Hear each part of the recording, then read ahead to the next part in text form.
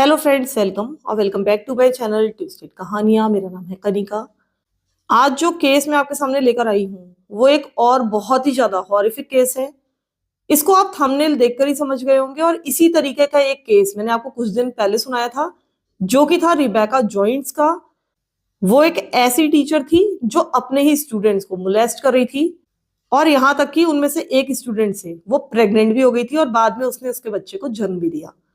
तो आज का ये केस भी कुछ उसी से मिलता जुलता केस है, लेकिन ये केस उस केस से भी ज्यादा हॉरिफिक इसलिए हो जाता है क्योंकि ये जो टीचर थी जो कि इस केस में इन्वॉल्व थी, जिसका नाम था ब्रिटनी ब्रिटनी जमोरा, वो 6th ग्रेड के बच्चों को पढ़ाती थी। तो आप समझ सकते हैं कि वो कितने छोटे बच्चों को यहाँ पर टारगेट कर रही थी। और ब्रिटनी के साथ कोई भी प्रॉब्लम नहीं थी, उसकी लाइफ बिल्कुल नॉर्मल थी। वो एक बहुत अच्छी जिंदगी जी रही थी, बहुत ज्यादा सक्सेसफुल थी और एक अच्छी टीचर थी, ऐसा बताया जाता है, क्योंकि उसने टीचर ऑफ द ईयर का अवार्ड भी जीता था। फिलहाल सीधे लेकर चलती हूं मैं आपको आज के केस की तरफ। ये केस है ब्रिटनी जमोरा का, जिसका जन्म हुआ था 5 जनवरी 1991 के दिन। और उसका जन्म हुआ था एरिजोना स्टेट में, यानी कि यूएस में। वो यहाँ पर अपने पेरेंट्स के साथ रहा करती थी। और इस केस में जो कुछ भी हुआ वो इसी स्टेट में हुआ, एरिजोना नाम की जगह पर ही हुआ। ब्रिटनी की चाइल्डहुड के बारे में बताया जाता है कि वो बिल्कुल नॉर्मल थी। उसकी जिंदगी में कभी कोई खास प्रॉब्लम नहीं रही, और साथ ही वो स्कूल में बहुत मेहनत करके पढ़ाई करती थी। ब्रिटनी के अपने स्कूल में बहुत ही अच्छे नंबर्स आते थे, बहुत अच्छे ग्रेड्स आते थे, और इसी कारण से उसे स्कूल में हर कोई पसंद करता था। ब्रिटनी सपना देखती थी कि आगे चलकर वो एक टीचर बनेगी, और टीचर बनने का हम कह सकते हैं कि उसको पैशन था। अपना स्कूल खत्म करने के बाद उसने एरिजोना स्टेट यूनिवर्सिटी को ज्वाइन किया। वहां पर उसने ग्रेजुएशन किया, और ग्रेजुएशन उसने विद ऑनर्स किया था। इसके बाद ब्रिटनी को एक जॉब मिल गई एज अ टीचर, जो कि हमेशा से उसका एक सपना था। ब्रिटनी इस समय एक एलिमेंट्री स्कूल यानी कि प्राइमरी स्कूल में जॉब कर रही थी। सब कुछ उसकी जिंदगी में बिल्कुल अच्छा चल रहा था, और इसी दौरान वो एक व्यक्ति से मिली जिसका नाम था डेनियल जमोरा। और जल्दी ही ये दोनों प्यार में पड़ गए 2015 में, जबकि ब्रिटनी की उम्र 24 ईयर्स थी। इन दोनों ने शादी कर ली।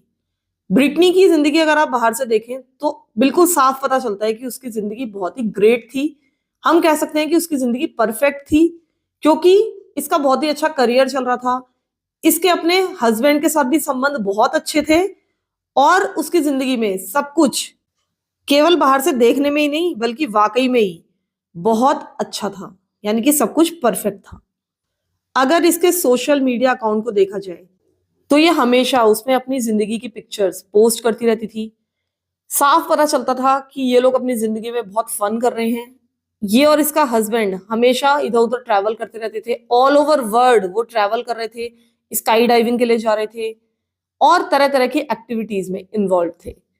फिर धीरे धीरे ब्रिटनी की शादी को करीब 1 साल हो गया, और उसी समय जिस एलिमेंट्री स्कूल में वो पढ़ा रही थी वहां पर उसको टीचर ऑफ द ईयर का अवार्ड मिला। ऐसा बताया जाता है कि ब्रिटनी वाकई में ही बहुत ही अच्छी टीचर थी।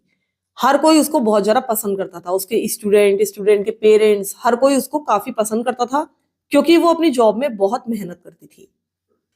इसके 1 साल के बाद 2017 में इसके स्कूल का जो असिस्टेंट प्रिंसिपल था, जिसका नाम था टिमोथी डिकी, उसको एक जॉब ऑफर हुई दूसरे स्कूल से, यानी कि एक डिफरेंट स्कूल से। और ये जो असिस्टेंट प्रिंसिपल था ये ब्रिटनी का एक बहुत अच्छा फ्रेंड भी था। ये लोग काफी क्लोज थे, साथ में काम करते करते इनको कई साल हो चुके थे। और टिमोथी को पता था कि ब्रिटनी एक बहुत अच्छी टीचर भी है। तो जब टिमोथी को एक दूसरे स्कूल से ऑफर मिला, और इस बार ये ऑफर था प्रिंसिपल बनने का, तो उसने ये ऑफर स्वीकार कर लिया। और सबसे पहला काम जो उसने किया प्रिंसिपल बनने के बाद, वो था ब्रिटनी को वहां पर जॉब ऑफर करना। इस स्कूल का नाम था लॉस ब्रियस स्कूल। ये भी एरिजोना में ही था, और ये एक K8 स्कूल था, यानी कि इसमें एलिमेंट्री प्राइमरी क्लासेस भी चलती थी और साथ ही मिडिल स्कूल भी चलता था, यानी कि 8th तक का स्कूल था ये। जब ब्रिटनी को इस जॉब का ऑफर मिला तो वो बहुत ही ज्यादा खुश हुई। एक तरह से वो उछल पड़ी, और उसने तुरंत ही इस ऑफर को स्वीकार कर लिया।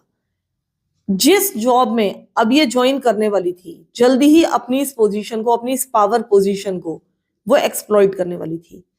और वो यहाँ पर क्या करने वाली थी, उसे सुनकर आप वाकई में हैरान रह जाने वाले हैं।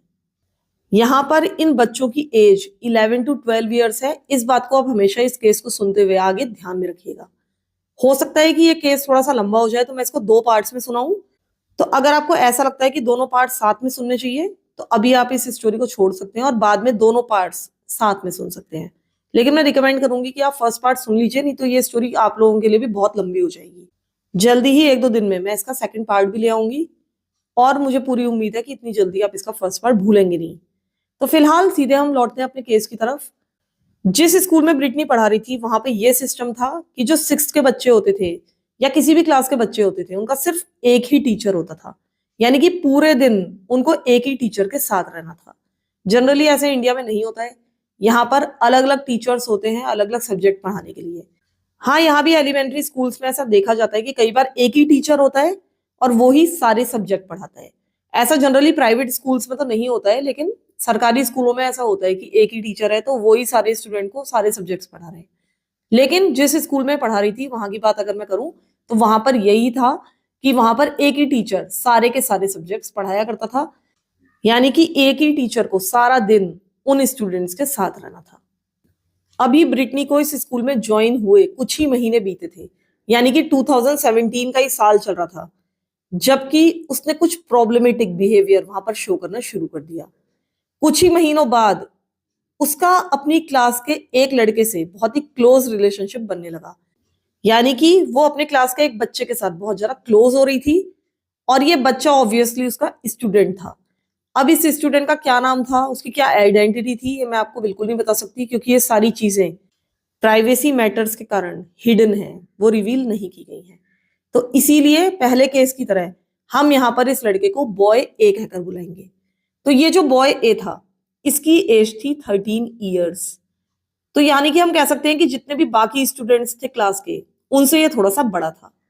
शायद इस बच्चे को 1-2 साल रोका गया था सेम क्लास में, या कुछ और रीजंस भी हो सकते हैं, लेकिन फिलहाल मैं आपको ये बता दूं कि ये बाकी स्टूडेंट से थोड़ा सा बड़ा था। तो ब्रिटनी बाकी बच्चों के साथ ऑब्वियसली इसको भी पढ़ाया करती थी, लेकिन इस स्टूडेंट के प्रति उसका जो बिहेवियर था वो बहुत ज्यादा क्रीपी था।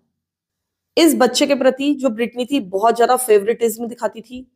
वो उसको हमेशा प्रेज करती रहती थी, सारे बच्चों के सामने उसकी तारीफ करती रहती थी, और हमेशा इस बच्चे को बाकी बच्चों के मुकाबले अच्छे ग्रेड्स दिया करती थी, चाहे वो अच्छा काम करे चाहे ना करे। इसके अलावा वो बॉय ए को क्लास के बाद भी रोक लिया करती थी। उसको इस बच्चे के साथ कुछ प्राइवेट कन्वर्सेशंस करने होते थे।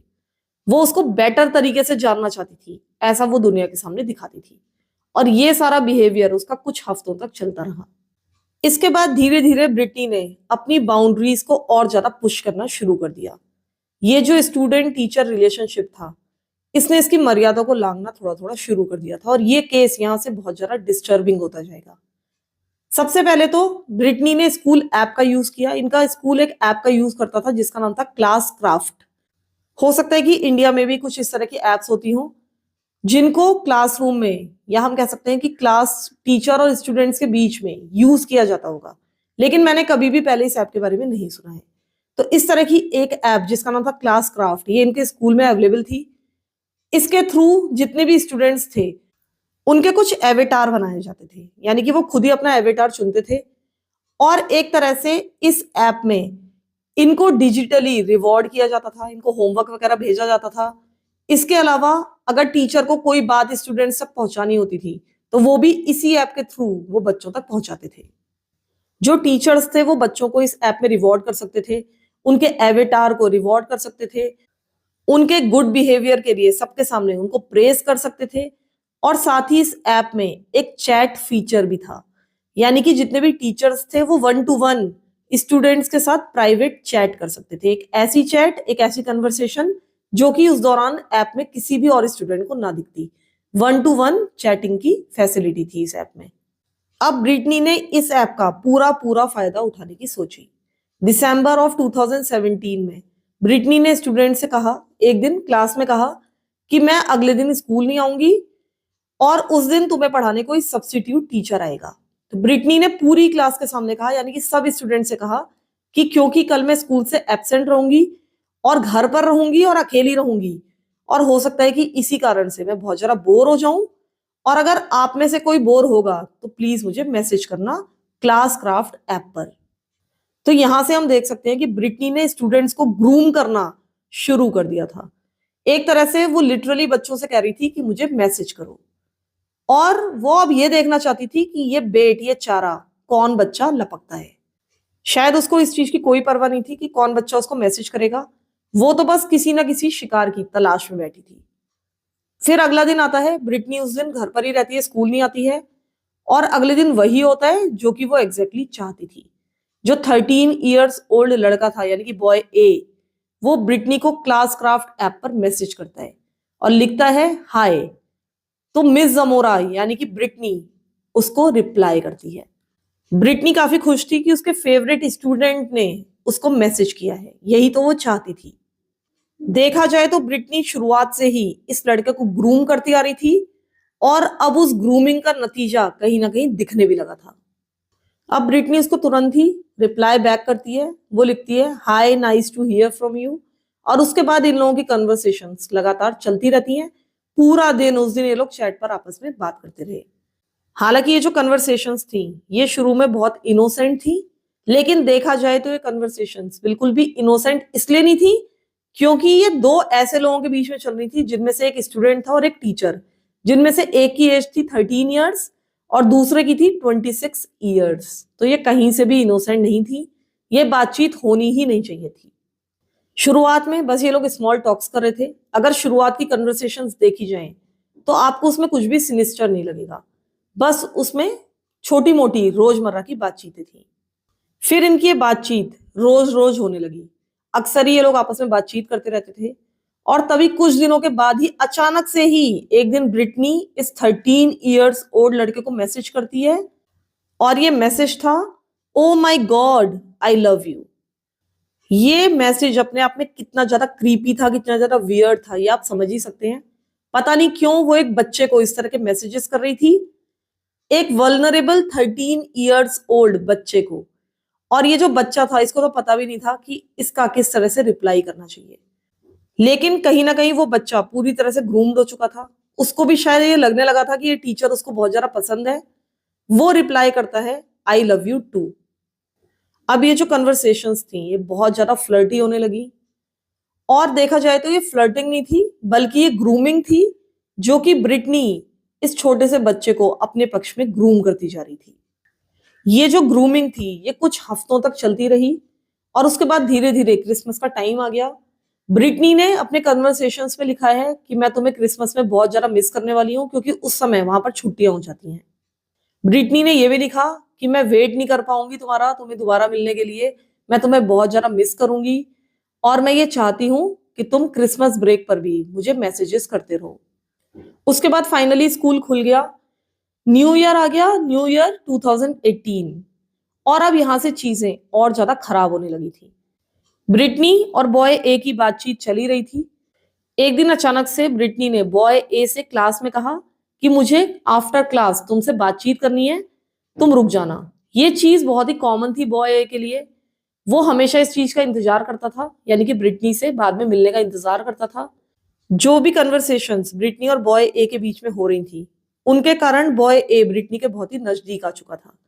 तो उस दिन बॉय ए क्लास के बाद ब्रिटनी से मिलने के लिए रुक जाता है। ब्रिटनी सब बच्चों के जाने के बाद बॉय ए के पास जाती है, उससे कहती है कि मुझे तुमसे एक हग चाहिए। अब वो बच्चा कुछ भी बोल नहीं पाता। ब्रिटनी उसको खींचती है, उसको हग करती है, और हग करते करते ही फाइनली वो उसको किस करने लगती है। एक फुल ऑन किस वो 13 ईयर्स ओल्ड बच्चे को कर रही थी, वो भी उसके क्लासरूम में। इसके बाद ब्रिटनी के लिए ये एक रेगुलर अकरेंस हो गया। अक्सर वो बॉय ए को रोक लिया करती थी, और बाद में क्लास के अंदर वो बॉय ए को किस किया करती थी। और ये जो 13 ईयर्स ओल्ड बच्चा था, मैं सोचती हूँ कि कितना ज्यादा कंफ्यूज रहा होगा उस दौरान। ये सारी चीजें उसके लिए कितनी ज्यादा पजल्ड कर देने वाली रही होंगी। उसको समझ में ही नहीं आ रहा होगा कि ये टीचर यानी कि उसकी टीचर उसके साथ आखिर कर क्या रही है। मिस जमोरा यानी कि ब्रिटनी उसको लगातार ग्रूम करती जा रही थी, कंडीशन करती जा रही थी, और धीरे धीरे उसको कंट्रोल करने की कोशिश करने लगी थी।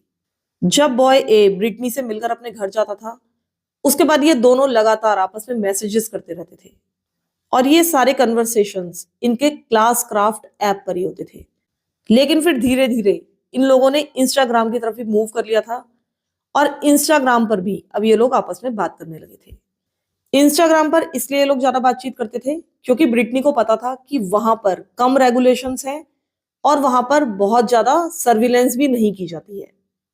इनके बीच में किस तरह की कन्वर्सेशंस हो रही थी ये आप स्क्रीन पर देख सकते हैं।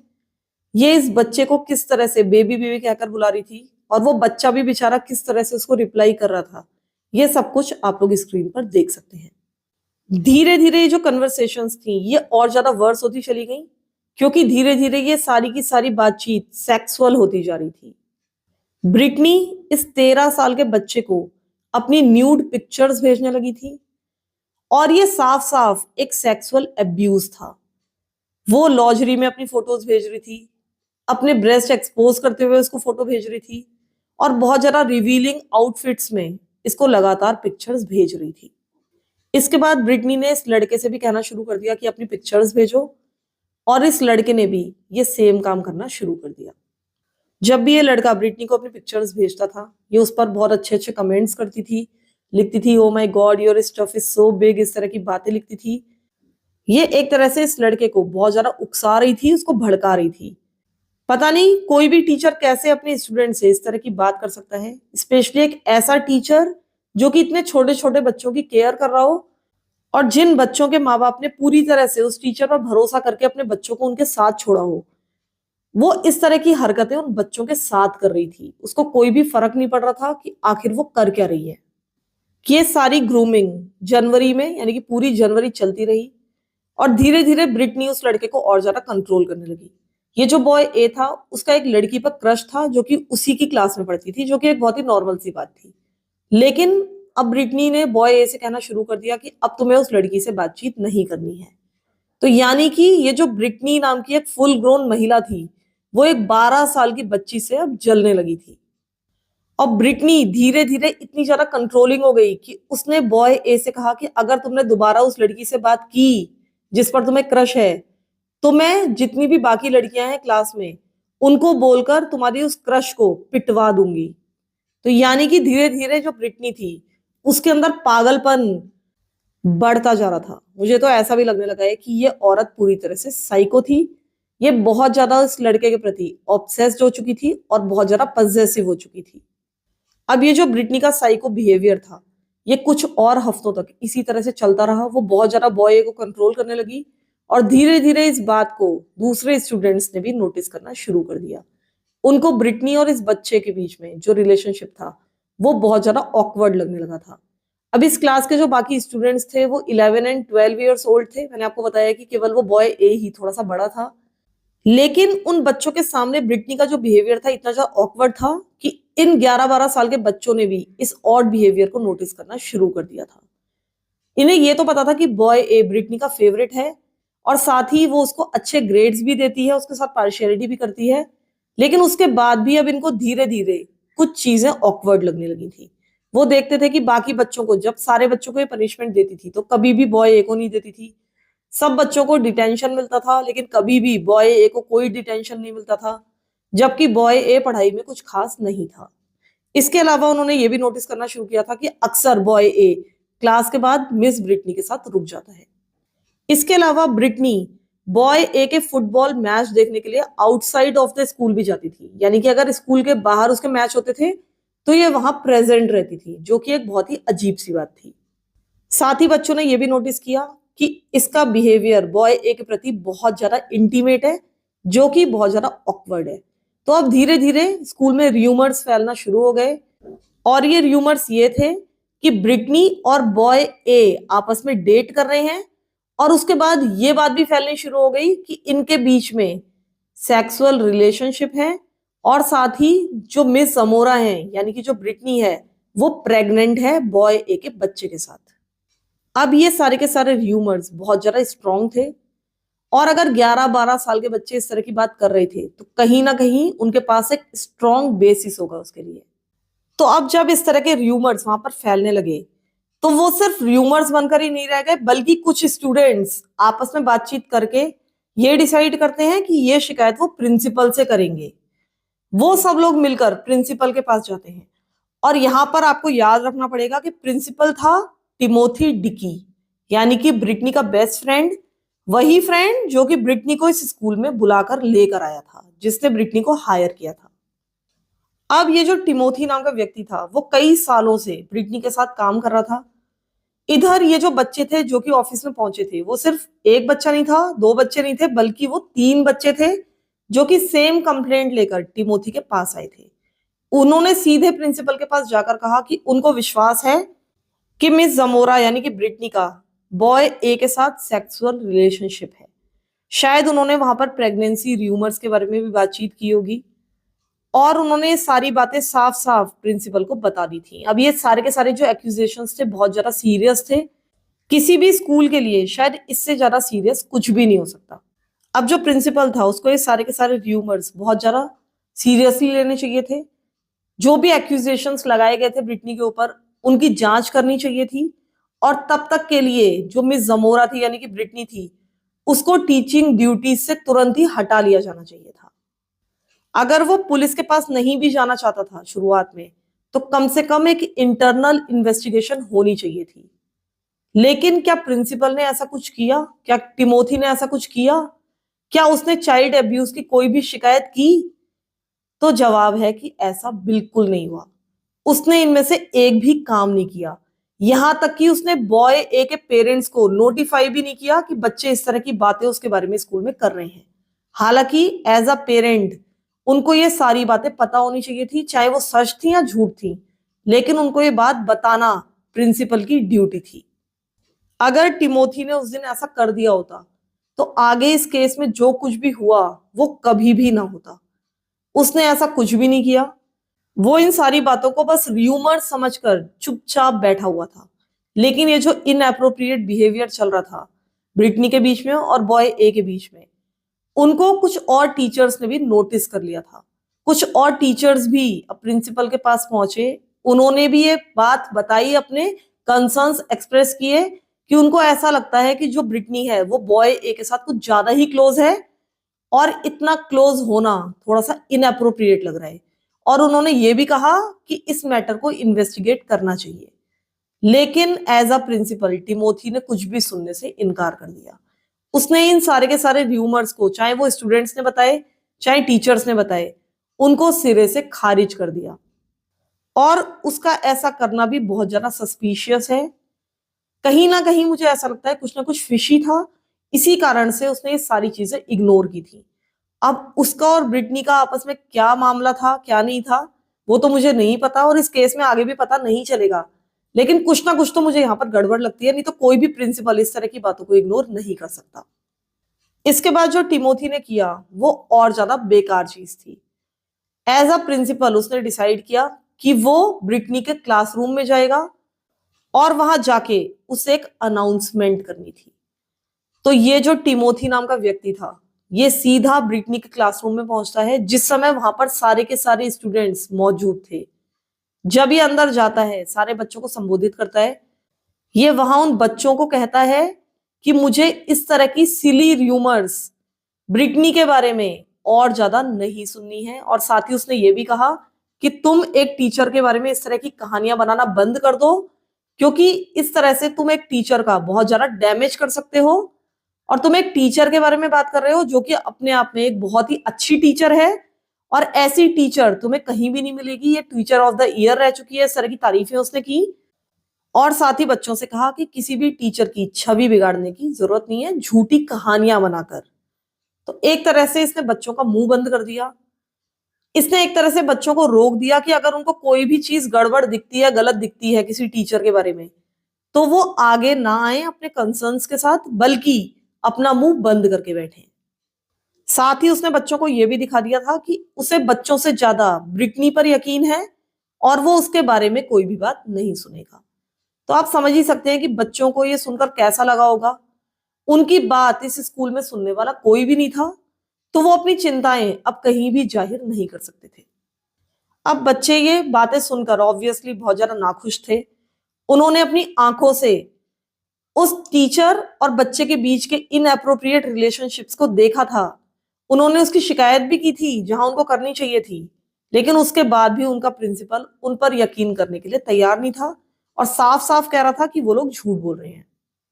ये डिस्गस्टिंग अनाउंसमेंट करके वो प्रिंसिपल वापस अपने ऑफिस में चला गया और इसी दौरान एक 12 साल की बच्ची ने ब्रिटनी को क्लास की उसी ऐप पर कन्फ्रंट किया था, जिस ऐप का नाम था क्लास क्राफ्ट, जिस पर ब्रिटनी शुरुआत में उस बच्चे से बातचीत करती थी।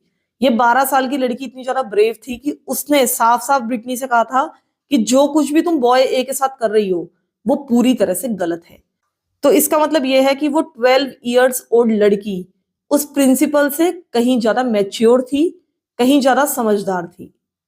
जब वो प्रिंसिपल यानी कि टिमोथी अपने ऑफिस में चला गया ये अनाउंसमेंट करके, तो उसके पीछे पीछे ब्रिटनी रोती हुई प्रिंसिपल के ऑफिस में पहुंची। वो वहां पर जाकर बहुत ज्यादा रो पीट रही थी। कहीं ना कहीं उसको चिंता रही होगी कि अगर वो पकड़ी गई तो वो सीधा जेल जाएगी। इसी कारण से वो ऑफिस में जाकर बहुत ही अच्छी एक्टिंग करने लगी। प्रिंसिपल को कहने लगी कि मैं एक बहुत ही अच्छी इंसान हूं और मेरी जिंदगी में दो ही चीजें इंपॉर्टेंट हैं। उनमें से एक है मेरा हस्बैंड और दूसरा है मेरा करियर, और इन दोनों के प्रति मैं बहुत ज्यादा फेथफुल हूं। यहां पर आपको याद रखना पड़ेगा कि ब्रिटनी मैरिड थी और उसकी जो मैरिड लाइफ थी वो बहुत अच्छी चल रही थी। अब प्रिंसिपल टिमोथी ने ब्रिटनी से एक बात पूछी। उसने इससे पूछा कि क्या इन स्टूडेंट से तुमने स्कूल के बाहर कोई बातचीत की है या नहीं की है, क्योंकि ज्यादातर कंट्रीज में यही रूल होता है कि स्कूल के अंदर टीचर और स्टूडेंट आपस में बात कर सकते हैं, लेकिन वहां से बाहर जाने के बाद उनका स्टूडेंट से कोई मतलब नहीं होना चाहिए। तो जब ब्रिटनी से बात पूछी गई तो उसने एडमिट किया कि हाँ, मैंने बच्चों से बात की है, लेकिन वो बातचीत मैंने की है क्लास क्राफ्ट ऐप पर। और ये ऐप तो बनाई इसीलिए गई है ताकि बच्चों से कन्वर्सेशन किया जा सके। उनको अगर कोई काम वगैरह देना है, उनसे कुछ पूछना है, उनको कुछ बताना है, तो उनको इस क्लास क्राफ्ट ऐप में बताया जाए। प्रिंसिपल ये सुनकर चुप हो गया। उसने इतना भी कष्ट नहीं उठाया कि वो ब्रिटनी से कहता कि मुझे वो ऐप दिखाओ और मुझे वो बातचीत दिखाओ जो तुम्हारे और स्टूडेंट ए के बीच में हुई है। उसने कोई भी कष्ट नहीं उठाया, उसने कोई भी चैट लॉग्स चेक नहीं किए, और बस उसने ब्रिटनी की सारी बातें ऐसे ही मान ली। उसने मान लिया कि इनके बीच में कोई भी इनएप्रोप्रिएट बात नहीं हुई है। इसके बाद इसने ब्रिटनी से पूछा कि तुम्हारे इस बॉय ए के साथ कैसे रिलेशनशिप हैं। तब ब्रिटनी ने बॉय ए के ऊपर फॉल्स एक्यूजेशंस लगाने शुरू कर दिए। उसने कहना शुरू किया कि जो बॉय ए है वो बस उसके पीछे पड़ा रहता है, ऐसा लगता है कि वो मेरे लिए इमोशनल हो गया है, कहीं ना कहीं वो मुझसे ऑब्सेस्ड है और वो मेरे ऊपर कमेंट्स करता रहता है, और मुझे बिल्कुल नहीं पता है कि मैं इस बच्चे के साथ कैसे डील करूं, और मैं उसकी फीलिंग्स को हर्ट करना नहीं चाहती हूँ, और इसी कारण से मैं इन बातों को रोकती नहीं हूँ। जो बोल रहा है मैं सुन लेती हूँ और बहुत ज्यादा इन बातों पर ध्यान नहीं देती हूँ। साथ ही ब्रिटनी ने यह भी कहा कि ये क्लास को बहुत ज्यादा डिस्टर्ब करता है, उसको और ज्यादा केयर और ज्यादा अटेंशन चाहिए, और इसी कारण से मैं बॉय ए को हमेशा फ्रंट सीट पर बिठाती हूँ ताकि वो बाकी स्टूडेंट्स को बिल्कुल भी डिस्टर्ब ना करे, और ये काम मैं बाकी बच्चों की भलाई के लिए कर रही हूँ ताकि वो बहुत ज्यादा बाकी स्टूडेंट्स के क्लोज ना हो और उनको डिस्टर्ब ना करे। अब जो प्रिंसिपल था उसने कहा कि ठीक है, ऐसा लग रहा है कि तुम बिल्कुल अच्छा काम कर रही हो, बढ़िया कर रही हो, लेकिन तुम अब बॉय ए के साथ और ज्यादा नजर मत आओ, बहुत ज्यादा उससे इन्वॉल्व मत हो, और जब तुम ऐसा नहीं करोगी तो सारे के सारे र्यूमर्स अपने आप ही बंद हो जाएंगे। अब प्रिंसिपल अपनी नजरों में अपनी जिम्मेदारी पूरी कर चुका था। उसने इस चीज को बिल्कुल भी सीरियसली नहीं लिया, और ब्रिटनी लेकिन थोड़ा सा इस समय तक डर चुकी थी। उसको ऐसा लग रहा था कि शायद वो पकड़ी जाती, बस किसी तरीके से वो इस बार बच गई है। और अब अगर आपको ऐसा लग रहा है कि वो ये सारी चीजें करना बंद कर देगी तो आप पूरी तरह से गलत हैं, क्योंकि यहां से ये जो मामला था ये और ज्यादा बड़ा होने वाला था। अब ब्रिटनी इस बच्चे का सेक्सुअल असॉल्ट उसी की क्लास में करने वाली थी, कहीं ना कहीं सारे स्टूडेंट्स के सामने। यानी कि ब्रिटनी की हिम्मत यहां से और ज्यादा बढ़ गई थी। भले ही वो डर गई थी, लेकिन उसके बाद भी उसने फुल ऑन अब सेक्सुअल असॉल्ट करना इस बच्चे का शुरू कर दिया था। और जब सबसे पहले ये असॉल्ट हुआ तो ये उसी बच्चे के क्लासरूम में था। जिस दिन ये पहले दिन हुआ उस दिन ब्रिटनी ने अपनी 6th ग्रेड क्लास को एक वीडियो देखने के लिए कहा। उसने एक वीडियो वहां के जो बड़ा सा टीवी था उसके ऊपर प्ले कर दिया, और वो सब बच्चों के पीछे जाकर यानी कि क्लास में सबसे पीछे जाकर बैठ गई, और उसने बॉय ए को भी अपने साथ बैठने के लिए कहा। अब ये क्लास में सबसे पीछे बैठे हुए थे, सारे के सारे बच्चे सामने की तरफ देख रहे थे, और ब्रिटनी ने सबसे पीछे बैठे हुए अब बॉय ए को मोलेस्ट करना शुरू कर दिया। उसने बॉय ए से छेड़खानी करना शुरू कर दिया, वो उसके प्राइवेट पार्ट्स तक जा रही थी और डिफरेंट सेक्सुअल एक्ट्स उसके ऊपर परफॉर्म कर रही थी। और देखा जाए तो ये सब कुछ सारे बच्चों के सामने हो रहा था। किसी भी पॉइंट पर कोई भी बच्चा पीछे मुड़कर देखता तो वो उनको ये सब कुछ करता हुआ देख सकता था। ये सारी चीजें बाकी बच्चों के लिए भी कितनी ज्यादा ट्रॉमेटाइजिंग होती हैं और उस बच्चे के लिए भी कितनी ज्यादा ट्रॉमेटाइजिंग होंगी जिसके साथ वो ऐसा कर रही थी, इसको इमेजिन करना भी बहुत ज्यादा मुश्किल है। जब उसने पूरी तरह से छेड़खानी कर ली उस लड़के के साथ, तब उसने उस बच्चे को भी मजबूर किया कि वो भी इस तरह के एक्ट ब्रिटनी के साथ करे। एक ऐसी क्लास के बीच में जहां पर बहुत सारे स्टूडेंट्स उनके अलावा मौजूद थे, लेकिन ब्रिटनी को इससे कोई भी फर्क पड़ने वाला नहीं था। जब ब्रिटनी पूरी तरह से सेटिस्फाइड हो गई तो वहां से उठी, उसने वीडियो बंद कर दिया और वापस से क्लास को टीच करना शुरू कर दिया जैसे कि कुछ भी ना हुआ हो। लेकिन अगर आप ऐसा सोच रहे हैं कि ये एक बार होने वाली चीज थी, तो ऐसा बिल्कुल नहीं था। ये अब डेली बेसिस पर होने लगा था। इसके बाद ये केस और ज्यादा वर्स होता जाएगा, लेकिन ये मैं आपको बताऊंगी पार्ट 2 में, क्योंकि अगर मैं एक ही पार्ट में स्टोरी सुनाती हूँ तो वो अक्सर अटक जाती है। इस तरह की कुछ स्टोरीज मेरी अटकी हुई हैं जो कि लंबी है, वो आज तक मैं पब्लिश नहीं कर पाई हूँ क्योंकि कहीं ना कहीं वो अपनी लंबाई के कारण यूट्यूब में अटक गई हैं। अब पता नहीं उसका क्या रीजन है, लेकिन अगर मैं कोई स्टोरी पार्ट्स में सुनाती हूँ तो मैं देखती हूँ कि वो नहीं अटकती है। तो कुछ लोगों को प्रॉब्लम होती है कि आप पार्ट्स में ना सुनाएं, लेकिन वो मेरा एक स्टाइल है। मैं कह सकती हूँ कि मैं थोड़ा सा डिटेल में स्टोरी सुनाती हूँ और मुझे ऐसा नहीं लगता है कि मैं अपना स्टाइल जल्दी बदलूंगी, क्योंकि मुझे इसी तरीके से स्टोरी सुनाना पसंद है।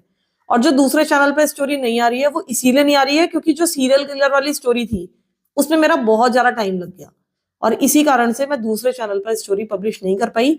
लेकिन प्लीज आप कम से कम उस चैनल को सब्सक्राइब करके रखिए, वहां पर अब लगातार स्टोरीज आती रहेंगी। अगर हॉरर स्टोरीज नहीं आएंगी तो कुछ ना कुछ नॉन क्राइम स्टोरीज, बहुत ही मिस्टीरियस स्टोरीज वहां पर आएंगी जो कि लाइंड अप है। मैं उनको जल्दी ही पब्लिश करूंगी। तो इसीलिए आजकल मैं शुरू में ही डिस्क्लेमर देने की कोशिश करती हूँ कि आप सारे के सारे पार्ट्स एक साथ ही देख लीजिएगा जब स्टोरी के सारे पार्ट्स आएंगे। तो प्लीज थोड़ा सा बियर कीजिए, मैं भी आप लोगों के लिए बहुत ज्यादा मेहनत कर रही हूँ, आप भी थोड़ा सा बर्दाश्त कीजिए। अगर 2 पार्ट्स आ रहे हैं तो प्लीज उनको झेल लीजिए। तब तक के लिए वीडियो को प्लीज लाइक कर दीजिए। आप लोग कमेंट बिल्कुल नहीं कर रहे हैं आजकल, मैं देख रही हूँ, तो प्लीज प्लीज प्लीज कमेंट कीजिए। आप जितने भी कमेंट करेंगे मैं सबको पर्सनली रिप्लाई करूंगी आज, तो प्लीज कमेंट कीजिए।